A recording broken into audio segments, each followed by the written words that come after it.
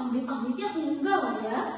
Oleh karena itu, saya Syahazamidnya dari Darul Amin Islamic Boarding School ingin menyampaikan suatu cerita yang berjudul Legenda Situ Bagendit.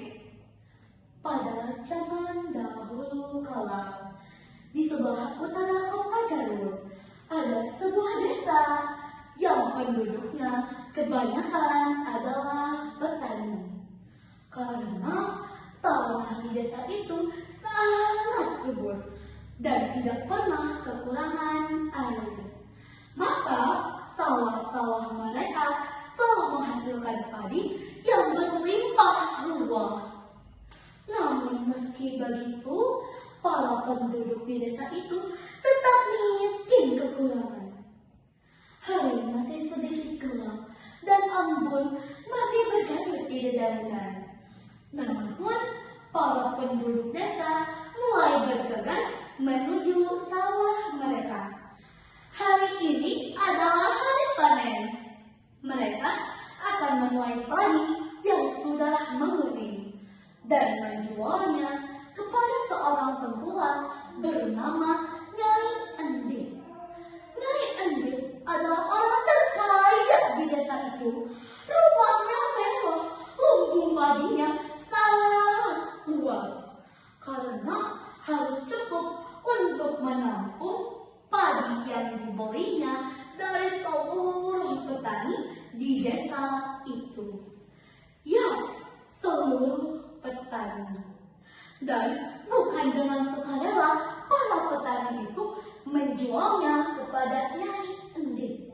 Mereka terpaksa menjual semua hasil panennya dengan harga murah.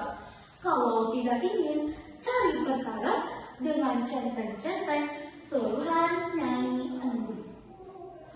Wah, kapan ya nasib kita berubah?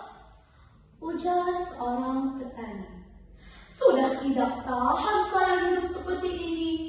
Kenapa ya Tuhan tidak menghukum si lintah darat itu? Shh, jangan kenceng-kenceng atuh, nanti ada yang dengar. Sahut temannya. Kita mah harus sabar, nanti juga akan datang pembalasan yang setimpal bagi orang yang suka berbuat aniaya pada orang lain. Kan Tuhan mah tidak pernah tidur. Sementara itu, Nyai Endit sedang memeriksa bumbu padinya. Berujak, kata Nyai Endit. Bagaimana? Apakah semua padi sudah dibeli? Kata Nyai Endit. Beres nih, jawab centeng bernama Barca. Boleh diperiksa lumbungnya nih. Lumbungnya sudah penuh diisi padi. Bahkan beberapa masih kita simpan di luar karena sudah tak cukup lagi. Sebentar lagi mereka akan kehabisan beras dan membeli padiku. Aku akan semakin kaya. Bagus, awasi terus para petani itu. Jangan sampai ada yang menjual hasil panennya ke tempat lain. Beri pelajaran bagi siapa saja yang membangkang, kata Nyai Endit. Benar saja, beberapa minggu kemudian para penduduk desa mulai kehabisan makanan. Bahkan banyak yang sudah menderita kelaparan. Sementara Nyai Endit selalu berpesta pora dengan makanan-makanan mewah di rumahnya. Aduh, Pak, sebentar lagi kita kehabisan beras. Kita terpaksa harus membeli beras pada Nyai Endit. Kata tetangga sebelah, harganya sekarang 5 kali lipat dibanding yang kita jual dulu. Bagaimana nih, Pak?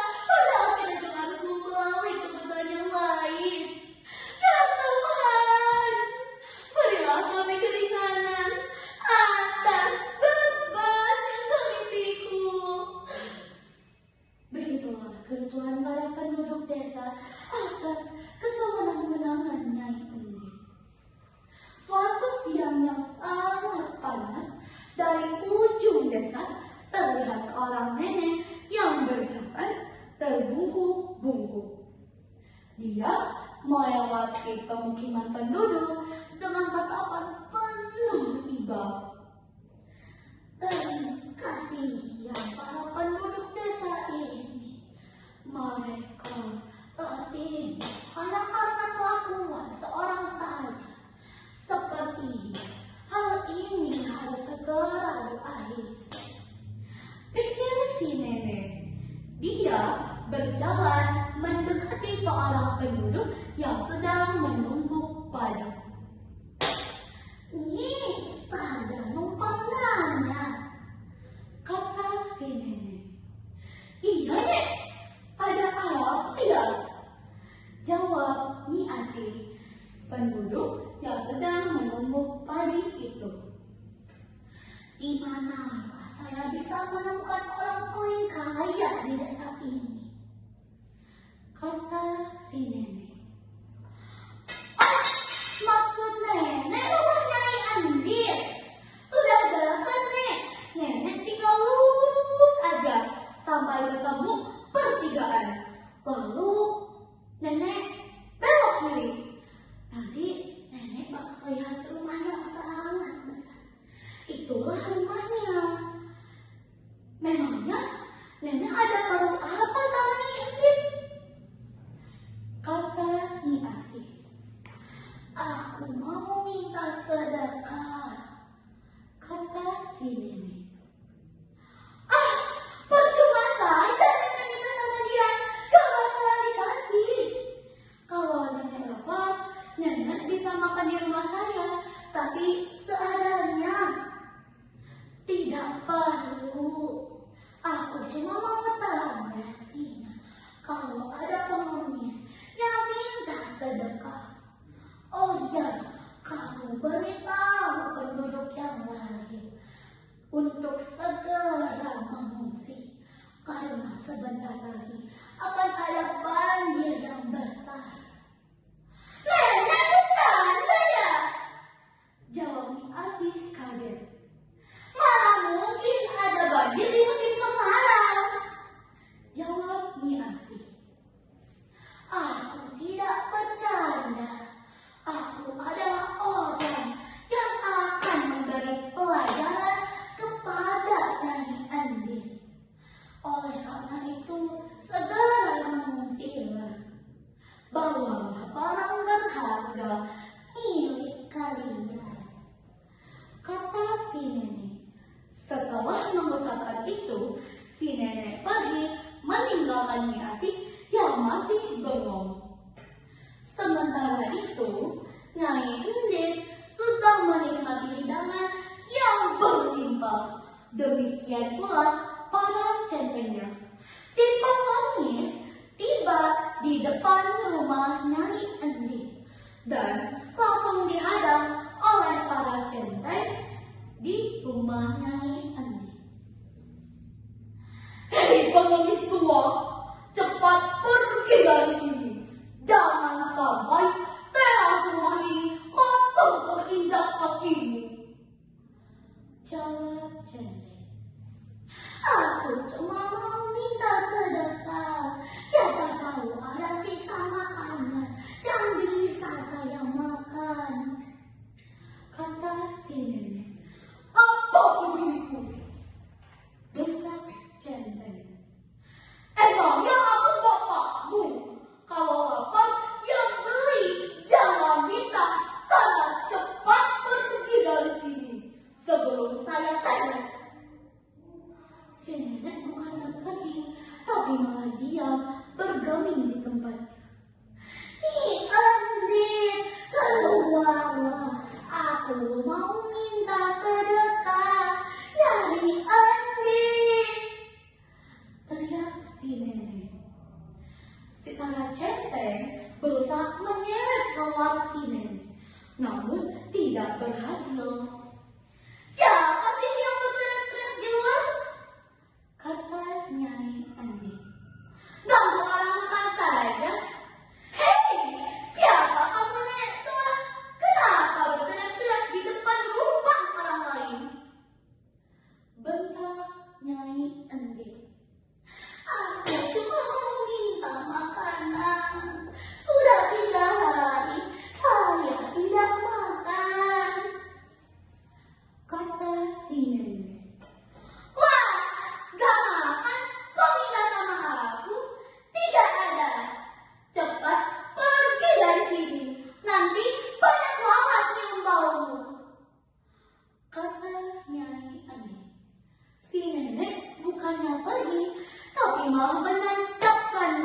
tongkatnya ke tanah, lalu memandang Nyai Andin dengan penuh kemarahan.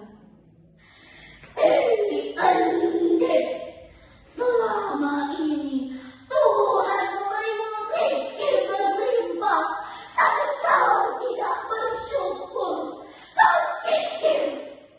Sementara para penduduk desa kelaparan, kau menghambur-hamburkan makanan. Kata si nenek berapi-api. Kini terimalah hukumanmu, Nyai Andin. Kamu mau menghukumku? Tidak salah nih. Kamu tidak lihat centeng-centengku banyak. Sekali pukul saja kau pasti mati. Kata Nyai Andin. Tidak perlu repot-repot mengusirku.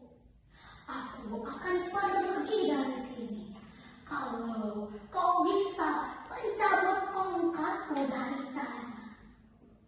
Kata si nenek. Dasar nenek gila, apa susahnya nyabut tongkat? Tanpa tenaga pun aku bisa. Kata Nyai Andin sombong. Lalu kata Nyai Andin, dia mencoba mencabut tongkat itu dengan satu tangan, tapi tongkat itu tidak bergeming. Lalu dia coba dengan dua tangan.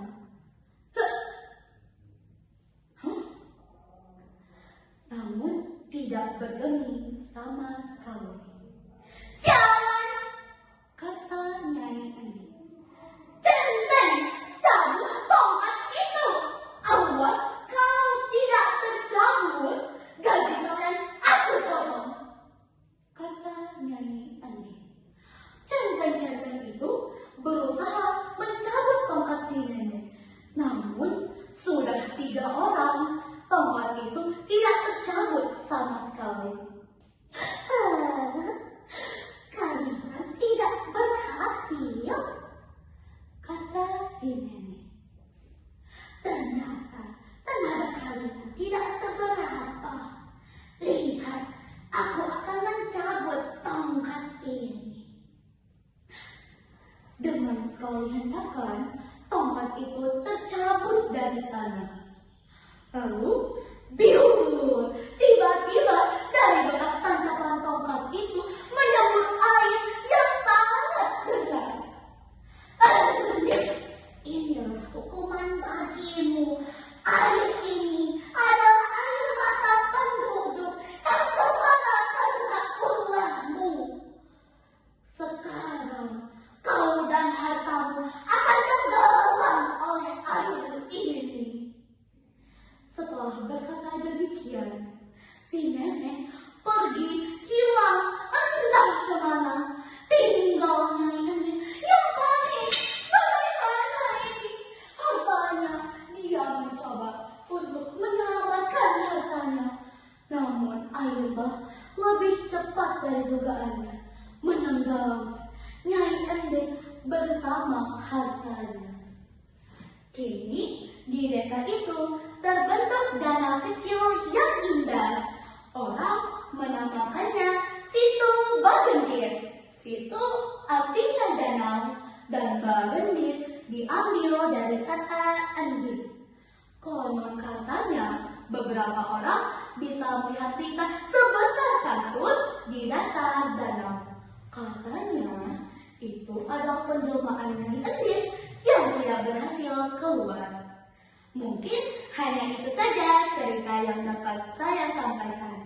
Terus berbuat baiklah kepada semua orang, anytime, anywhere, dimanapun dan kapanpun. Akhir kata, wassalamualaikum warahmatullahi wabarakatuh.